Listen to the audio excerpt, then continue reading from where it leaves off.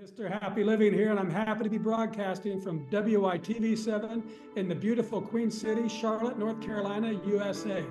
Hey friends, will you join me for just a minute and imagine how amazing you'd feel living the unique and distinct life you were put on this planet to live, doing work you love, with people you love, in places you love, and all the while creating something of real value for others.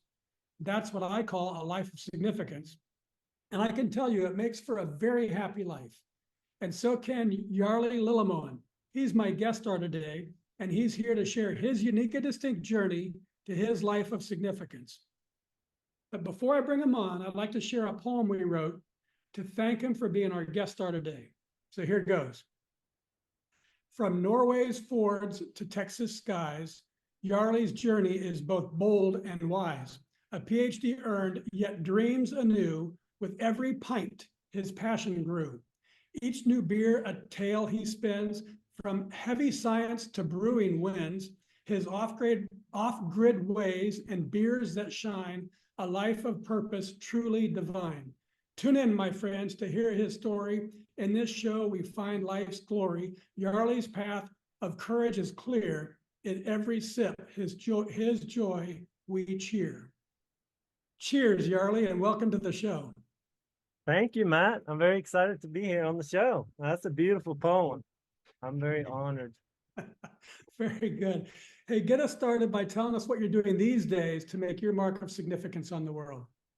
Well, right now, what I'm mostly doing is I'm running a brewery in the prairie of Central Texas called Wild Bunch Brewing Company.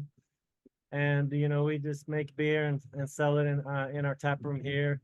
But it's been really good for, you know, just getting to know the community here. And, you know, we try to make a really good quality product. And then I'm also building a house for my family. Okay, and right now you're in a off business month, and Yes, you're doing some renovations at the brewery and doing lots of work on the house. Is that right? that's right. Just doing little things at the brewery to make it better, and then trying to put a lot of time into, you know, putting the last finishing touches on the house so we can get the family in there. Very good. All right, Jarle, let's do a little mathematics so our friends all around the world can get to know you through our happy formula. It's simple, but it's really powerful, and it goes like this. Power plus purpose equals happy. So let's start with power. What are your personal practices for building up all the power that you need to get things done, whether it's physically, mentally, financially, spiritually, emotionally? In other words, Jarle, what do you do on a regular basis to create all the power you need to take really good care of yourself and your loved ones and still have plenty left over so you can be a giver to others? All right, well, that's a good question. I do get up pretty early in the morning. My wife has a job that requires her to get up really early, so I get up with her and I make the coffee. I get to spend some time with her in the morning, and then I try really to eat healthy. I've been cutting out like a lot of sugars and things like that in my diet, and so that's been really helpful. And I try to look on the ingredients list too. You know, when I buy things, I've been learning a lot about gut microbiome lately. So Good. there's that. I lately too, I've been trying to take about a half day a week where I help somebody else out. Just, you know, if they need help with something. Because that's something new I'm trying. And it actually is really, it's a wonderful thing. I hadn't realized really how wonderful it is to spend a little time on that for other people. So what caused you to add that to your weekly regimen? Well, I have a good friend. His name is Dennis Alexander, and he's a good friend of mine. He told me one day, you know, you're doing some really good things here, Jarle, but it just seems like you're just kind of focused on getting all your own stuff done all the time. And I mean, it's exciting enough, but you should think about trying to help some other people too, because it will make your life even better. Yeah. And of course, I spent a little time thinking about it, just because it seemed like it was just going to be even more work to do and more stressful. But it turned out it was actually a really easy thing to do, and feels really good. That's great. Yeah, really great. All right, Jarle, let's discuss one of my favorite power generating concepts. It's called a Kaizen state of mind.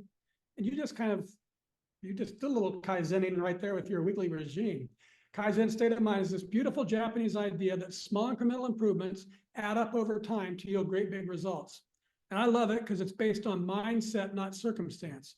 Kaizening life is knowing there's always something I can do better tomorrow than today. And for me, it creates this optimistic, gentle, but very powerful and continuous uplifting of my life day after day after day. So Jarle, how does Kaizen in your life help you increase your power so you can continuously become more, so you can continuously give more? Well, that's actually a really wonderful concept, and it feels like I do that a lot because I I have many irons in the fire, and some days all I can do is just the tiniest little thing. And so I feel like I've been kind of operating that way for a long time. Just, for example, the brewery. If I can only do one little thing, that just something to make me feel like I'm moving forward. Or on my house, there are days when I'm too busy to do anything, but I have to do something. So even if it's just putting up two boards, I put up two boards that day, and it just gives me a special feeling like it's not stagnating. Yeah. Same with my, my music, songwriting. I try to at least play my guitar for, even if it's 10 minutes, Yeah. just so I can not feel like I'm just like dropping everything. And so I loved when I heard about the Kaizen principle from your podcast, and I thought about it, and I really feel like that's almost half of my life is being done that way. Also just the little routines, like we make yogurts and stuff at home with many different type of bacterial strains and stuff, and so it's just a little thing where you have to do this little process at least every other morning, and it has to keep moving because they'll die if you don't keep them going and alive. So that's some examples. Yeah. The one thing I've discovered with Kaizen, and I've added to it, it's Kaizen, so you do a little improvement and hold. So don't give that improvement away. Like, the classic is you gain weight, you go on a diet, you lose the weight, and then you gain the weight back. But once you put those two boards in your home, they're there. So the next time you come, you're advancing from that spot. So it's Kaizen, little improvement, and hold it. Hold on to it for life's sake. Don't give up. You fought for it. And then that way you keep building on your successes. That's right. I guess that would be use the right length of screws so that they actually hold. That's right. Very good. Okay, let's explore purpose. That's the second element of the happy formula. And Jarle, I've observed that major life transformations and sometimes those really big discoveries of purpose often, sadly, come from devastation, addiction, abuse, disease, death, disaster. Something horrible strips a life to its core, resulting in a big and often unexpected change. However, in my book, Turning Inspiration into Action, I share the transformational process I've used to discover the purpose of my life through inspiration. So how about you, Jarle? Was there a specific moment or event or crisis or inspiration that revealed to you the God-given purpose you were meant to live? I think I don't know if it was one specific thing, but I do know, and I haven't even mentioned this to you, but when my dad died when I was 21 years old, that was devastating, absolutely devastating. And it was devastating to my mom and everybody, and it really changed. It rocked our world a lot because he had literally been providing for us, and all of a sudden we didn't have our provider. We didn't expect him to die. He just died like heart attack suddenly. And that absolutely changed how I saw myself, how I saw my mom. But I'd been kind of shocking myself all along the way too.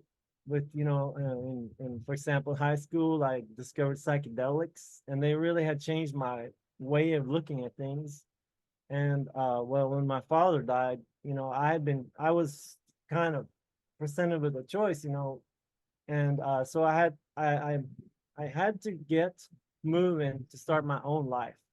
And I was lucky enough that I had enough, academic or, school discipline that I was able to get into graduate school at UT to study biochemistry, which turned out to be a passion of mine, and it still is.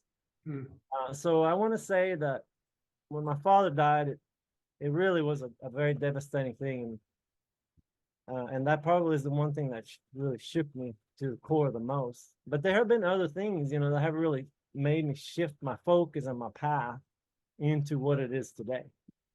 So another example is when 9/11 happened. That really shocked me because, well, the thing about it was that there was an official narrative, and then there was all the other things I was hearing from other places about how the official narrative just didn't match with, a lot of the evidence and things that were happening. So that made me really think. And then the Patriot Act was passed, and it happened very quickly, and it almost seems like they were ready for it. So it made me really start going deeper into like what is civilization? Like, what is this civilization that we're building here? What is it that we're trying to do? So it made me go further into the ideas of like, how do we make something that's more stable than just what the politicians are telling us, because that's not stable. No, I mentioned in the poem your off-gridness, but just take a minute or so if you can and give our audience, because I think that was a response to 9/11, that you were going to become more self-sufficient as a provider for you and your family. So try to describe how much off the grid you are. Well, at the moment, Matt, I'm not very off the grid, because our initial iteration of our off-grid home, where we were 100% off the grid, we still had to buy gasoline for our generator occasionally, but we were collecting our own rainwater. We had windmill, we had solar panels, and we had built and partially buried underground dome that didn't really need air conditioning. And so we were living out in the prairie fairly self-sustainingly there, And that during that time too, of course, you still need to make money. I mean, there's no way around it. So we, through a set of circumstances, we ended up starting this brewery. But we were off the grid, and we will be again.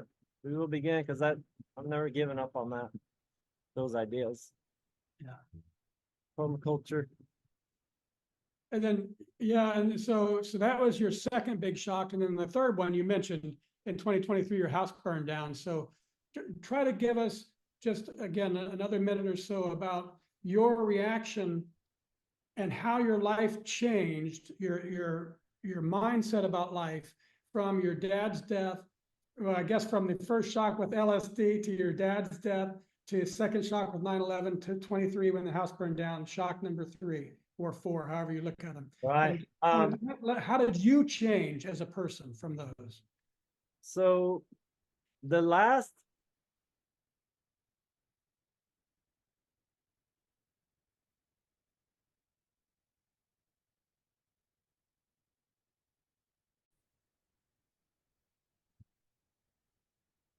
Well, Matt, that's a very good question.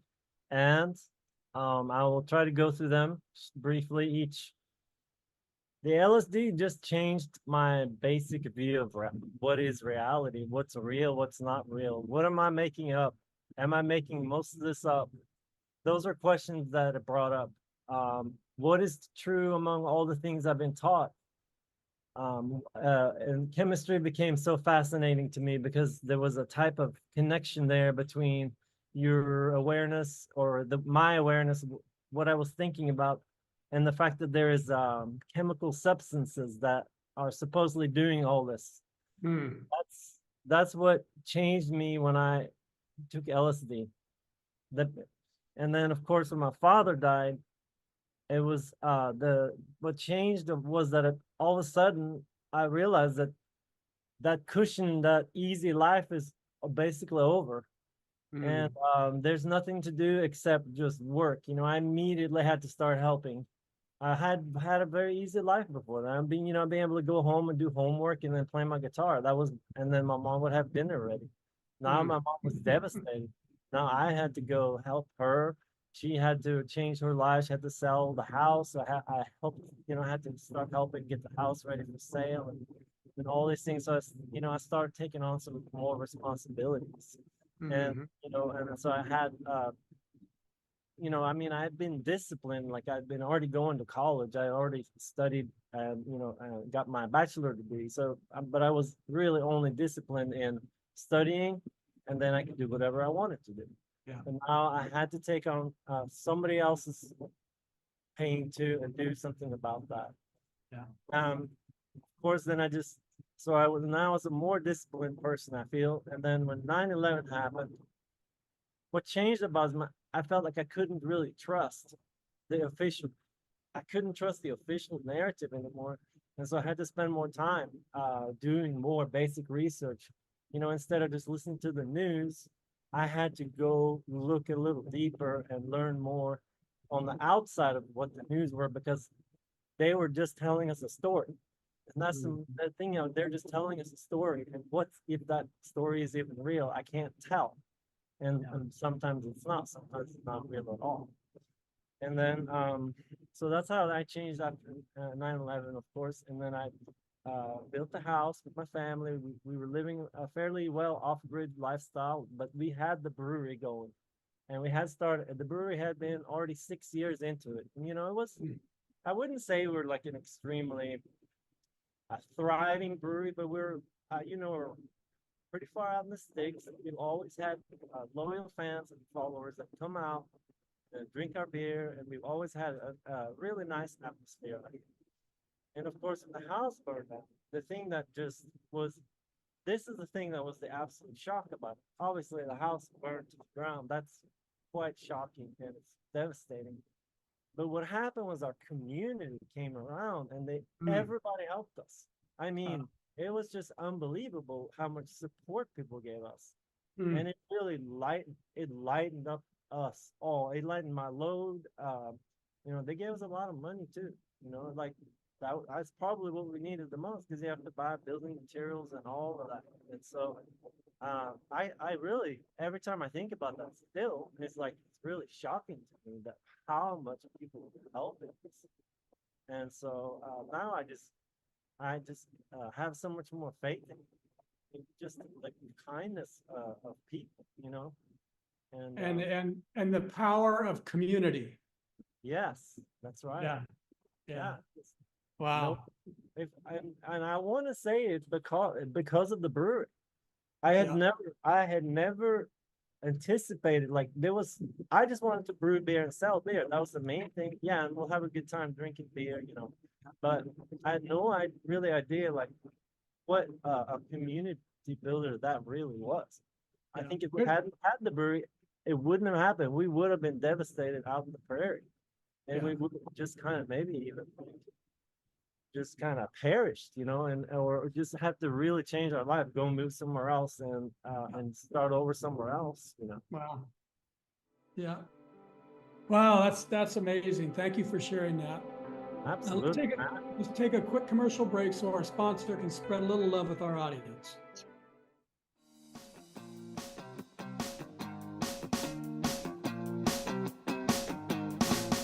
Mr. Happy Living here. I love good things made for good people. That's why I love Happy Living's online e-course. It's an 8-week-long deep dive into you and the inspired life you want to live. The life you were put here on this earth to live. The one that you and only you can live. 8 weeks of lectures and ideas and topics and supporting materials and powerful self-improvement tools. All designed for you. All designed to help you create the tools and the power and the confidence you need to discover your purpose and to discover the life you were meant to live, and to feel incredibly inspired and motivated to decide you will live your life to its fullest. It's all designed to help you create the unique and distinct philosophy of you and your inspired life. Go to happyliving.com, select our e-course, and save $100 with promo code WITV7. And for every enrollment, I'll donate another $100 to WITV7. For $300 and about 30 hours, I promise you'll never, ever be the same again.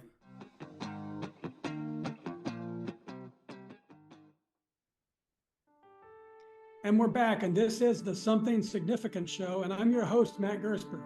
And my special guest star today is Jarle Lillemoen. He's been very busy since moving from Norway to Texas as a teenage boy, where he went to Pearland High School. Since then, he studied biochemical and biophysical science at the University of Houston and got a Ph.D. in biochemistry at UT Austin. He's been a singer-songwriter, a master distiller, and adjunct instructor at Huston-Tillotson University. And now he's the brewmaster, co-owner, and primus motor at Wild Bunch Brewing Company, which is also known as the best little brew house in Texas, where he and his crew offer good beer, good conversation, and a good environment. Oh, Jarle, I love that nickname, and I love your beer too. And I think you're going to love this article that I found called The Science Behind the Power of Giving. It says that the act of giving itself can be a gateway for discovering your reason for being on the planet. It says that science tells us that giving our time and talents and treasures is a powerful pathway for discovering our purpose and overcoming difficulties and finding fulfillment and meaning in life. So I updated our formula. Power plus purpose plus giving equals really happy. So what do you think, Jarle? Has giving your time, talents, and treasure been a pathway for discovering your purpose and for getting past difficulties that you've faced and for bringing real, true meaning into your life? Yes, it has, Matt. I've always been kind of easygoing, and if someone asks me to help them, I would, usually get up and help them, and that's been fine. But I feel like I recently made a decision to actually ask somebody if they need help, and then actually say, I'm gonna show up, something, whatever it is you need. If I am able to do it, I'll help you. And it really, it makes me feel like I'm a better person. And feeling like I'm a better person makes me feel good, because it just feels good to feel, oh, I'm a good, maybe I'm not a good person, but I'm a better person than I was, before I started, to try to help people more. And over my years, I've tried to learn a lot of skills, and so I need only for my, my projects. So it has really, I really think that your formula is a good one, Matt. It's power, purpose, and giving. Yeah. It makes you happier.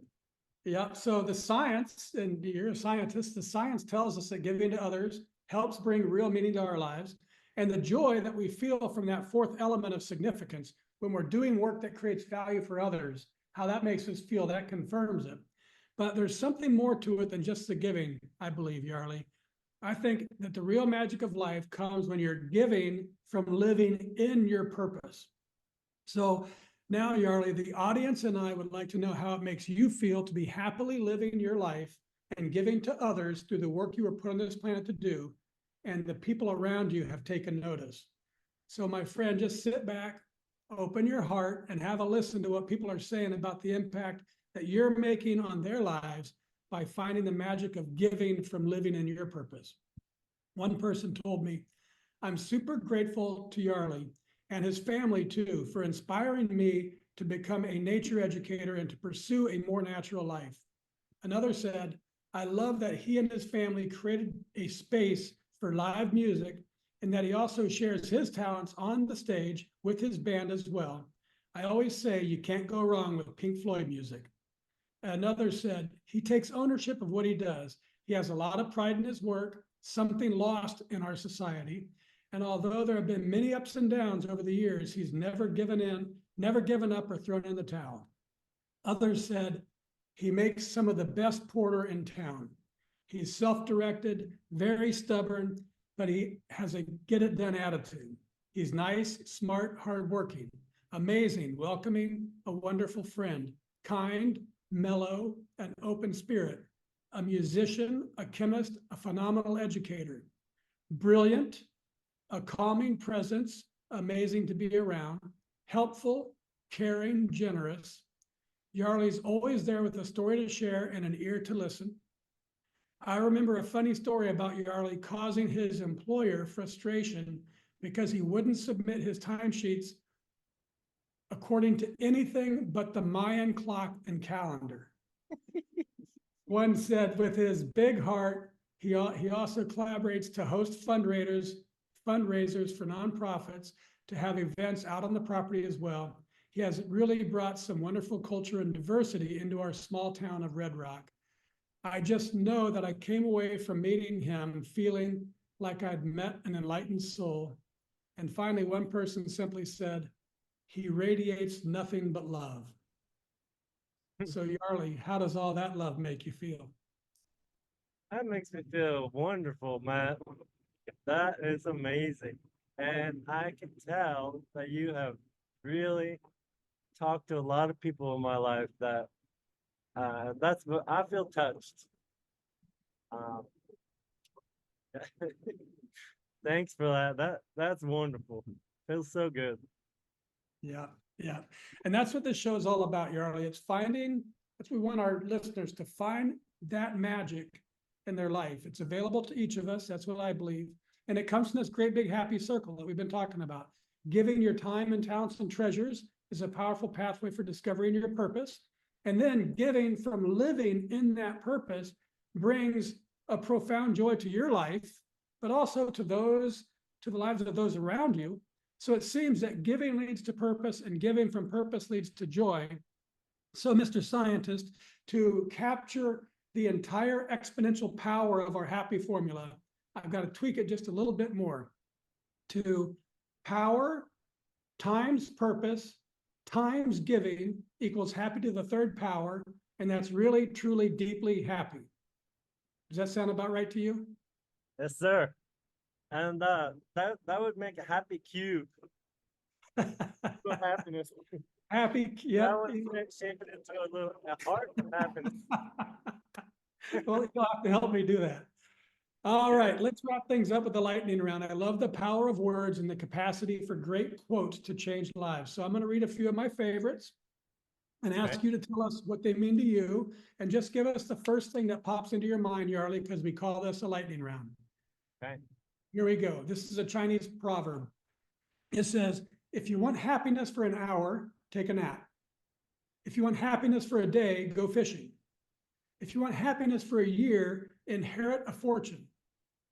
And if you want happiness for a lifetime, help somebody.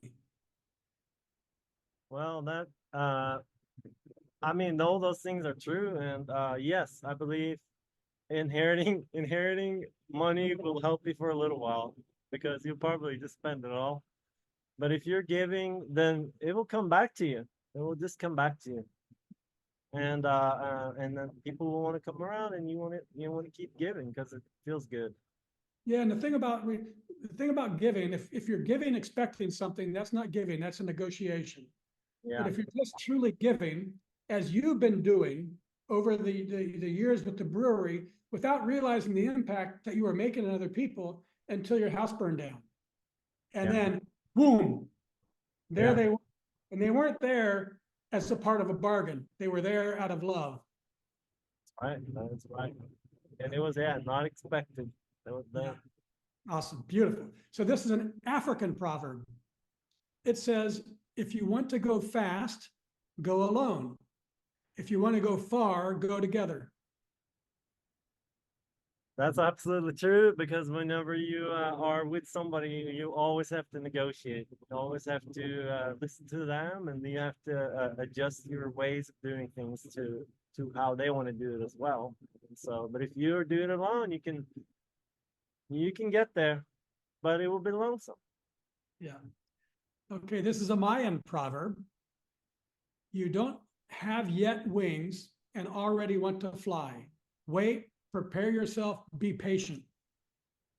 Yes. Well, that reminds me of when they say that you can't take grace, you have to wait for it to be given to you, and you just have to be prepared. And also, Louis Pasteur said, let's say, chance favors the prepared mind.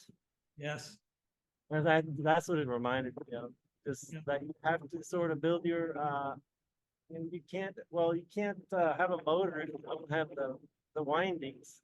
You got to wait for the electricity, but unless you have all the windings ready, you won't have anything that runs. Yeah. Yeah. Yeah. Very good. A Norwegian proverb: Ah, that, that which is loved is always beautiful. that is absolutely true. You can have, I mean, I have things that other people think are quite ugly that I find to be good. For example, I love to eat fish, and the stinkiest fish is my favorite. And to me, it's just beautiful. But very few people that I are close to me like that. Yeah. Yeah. But I don't stop it from being There's an awful lot of pretty ugly dogs out there that are really genuinely loved. beautiful. Yes, sir. That too. That's All right, this is a Jarle Lillemoen proverb, and okay. it says, "If you ain't making the best beer you know how, what are you doing?" Yeah. Well, that is true. I always try to live up to, I know that there will always be mistakes. There will always be things that happen, errors. But you have to try the best you can. And of course, you want to beat yourself up, you should, but don't beat yourself too much because you have to keep trying. Yeah, So yeah, therefore, yeah. If you switch the word "beat yourself up" to just kaizen, just yeah, learn from that lesson and make the adjustment, and yeah, off you go. Okay, one more from Benjamin Franklin, just because he was so brilliant. And yeah. Ben, beer is living proof that God wants us to be happy. I love that saying. I've seen it a few times. And in fact, humorously, the other day I used that quote to a friend of mine who maybe believes in God but doesn't, not sure. And I told him I can prove to you God exists. And I sent a quote to him. And so I love that quote. I use it all. Amen. Amen. All right, this is our show anchor. It's from Johann von Goth. And he said, "Whatever you can do or dream you can do, begin it. Boldness has genius, power, and magic in it. Begin it now." Yes, Matt. I think that's very true. When you have an idea, you can't wait for the right moment. You can't wait. You have to just go because sometimes there won't be a right time for it. And the things that come from it, you won't be able to expect what's going to happen. Yeah, And so just do it. yeah. Very good. Just do it, like Nike says. Right. Okay, folks, and now it's your chance to be a giver too. If you can hear my voice and you are inspired by today's show with Jarle Lillemoen, please share a little love with our incredible broadcast team by giving what you can to WITV7. They're a 501c3 charity on a mission to educate, empower, and encourage. They do good works with your kindness. Jarle, I love your independent-minded Texas attitude of believing and putting in the effort and getting things done, even if you have to do it a few times just to get it right. And I admire how you've achieved what you call Beer-vana by combining your love of beer making, music making, and community making with your scientific brilliance as a doctor of biochemistry to create the best little brew house in Texas. And I'm super happy that you've shared your adventurous, industrious, kind-hearted spirit on our show today. Will you please take a minute or two and share any parting remarks you'd like to leave with our audience? Well, I want to thank you, Matt, for having me on the show. I think this is probably the biggest podcast I've ever been on in my life. So I'm really honored you put me on there. And I've listened to some of the other podcasts and they're really inspiring too. And so I think you're doing a really wonderful thing. And I hope that's, many people get to learn about you and about me as well. But you're doing a great thing. And I really appreciate the opportunity. Thank you. Very good. Thank you, Jarle.